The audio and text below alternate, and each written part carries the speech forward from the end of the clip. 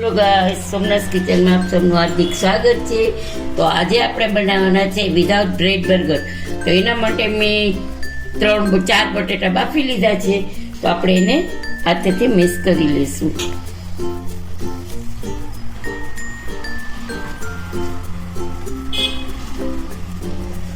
આપણે એમાં બધો મસાલો નાખી દઈશું.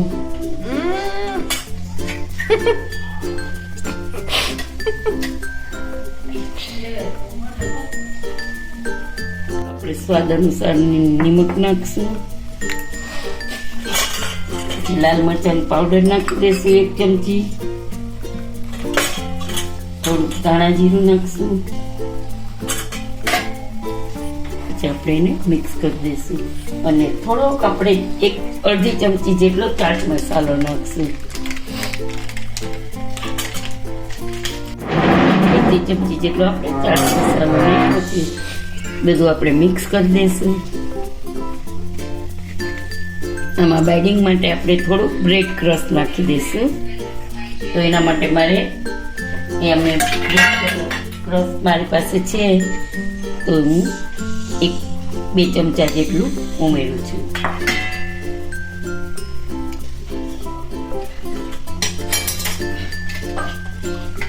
પૂજા ગાઈસ, આપણે એટલું ગોળ લઈ લીધો છે. ગોળો એની આપણે ટીકી બનાવવાની છે. તો આપણે ગોળ આવી રીતે ટીકી બનાવશું. આપણે આવી રીતે એક બનાવી, હવે આપણે બીજી બનાવશું.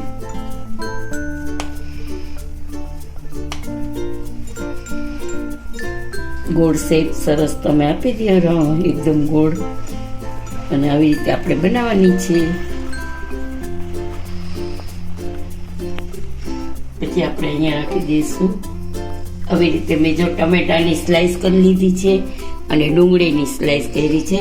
આમાં કાકડી હોય પણ મારી પાસે કાકડી અત્યારે નથી, તો ખાલી ડુંગળી. આવી રીતે ટમેટા રાખી દઈશું અને ડુંગળી રાખી દઈશું સરસ રીતે.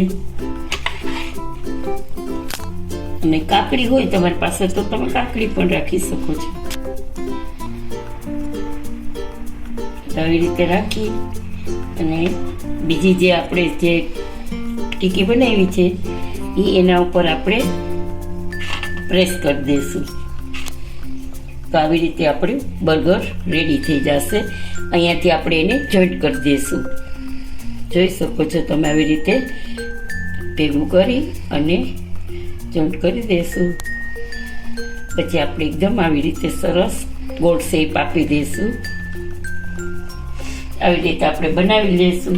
અને અહીંયા મારી પાસે બ્રેડ ક્રશ છે, તો એમાં આપણે સરસ રીતે કરી લઈશું. એવી રીતે આપણી પાસે બ્રેડ ક્રશ છે, એમાં ઉમેરી ફેરવી અને આપણે અહીંયા ગોઠવી દઈશું. ઉપર આપણે તલ રાખી દઈશું. એવી રીતે આપણે બીજી બનાવી લઈશું.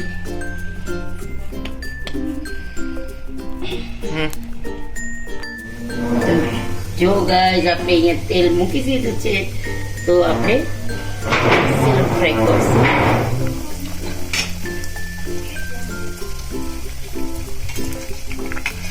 આપણે એક તળાશે.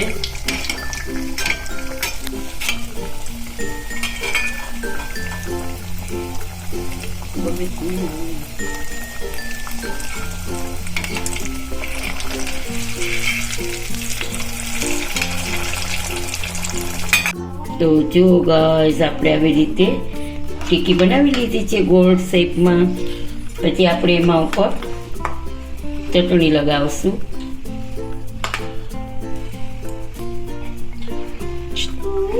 બર્ગર સેન્ડવિચ કહેવાય, અને બર્ગર સેન્ડવિચ કહો તો પણ ચાલે. પછી આપણે ડુંગળીની સ્લાઈસ રાખશું અને ટમાટરની સ્લાઈસ રાખશું. પછી આમાં આપણે પ્રેસ કરી દઈશું.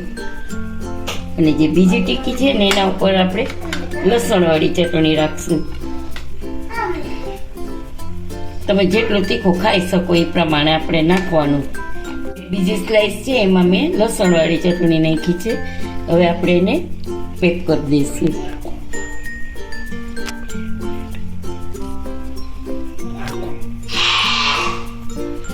આવી રીતે આપણે પ્રેસ કરી અને બર્ગરને જેવો શેપ આપી દઈશું આપણે.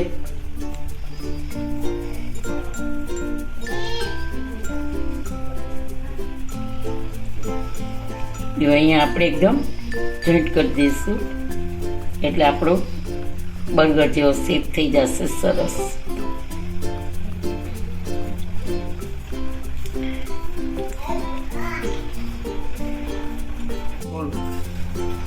ઉપર આપણે તલ સ્પ્રિંગ કરી દઈશું,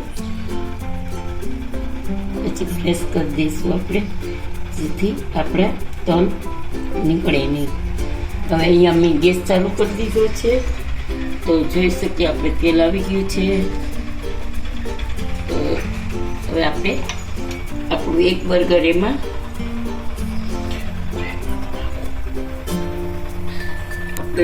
એમાં નાખી દઈશું. હવે આપણે બીજું કરીશું એવી જ રીતે. બીજું છે તે આપણે ચીઝ નાખીને કરવું છે એટલે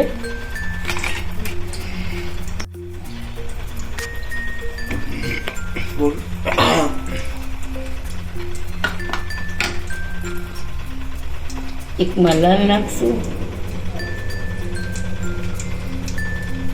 લસણની તીખી ચટણી છે મારી પાસે, અને આ છે લીલી આપણે જે રેગ્યુલર બનાવતા હોય છે ને.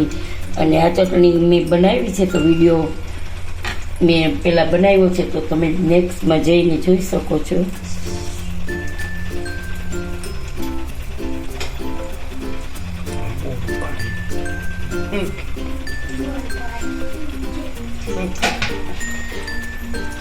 તો અહીંયા આપણે ફેરવી લઈએ, પલટાવી લઈશું.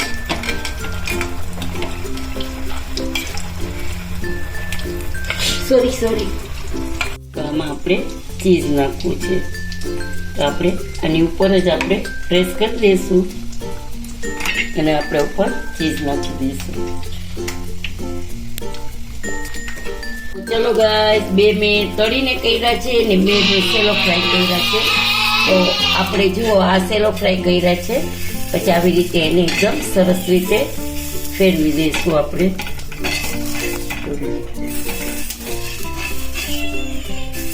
જુઓ આ આપણે સેલો ફ્રાય કર્યા છે.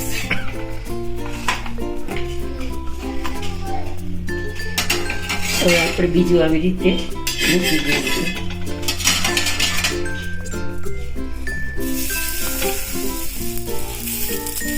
મોટા કરીશું આપણે.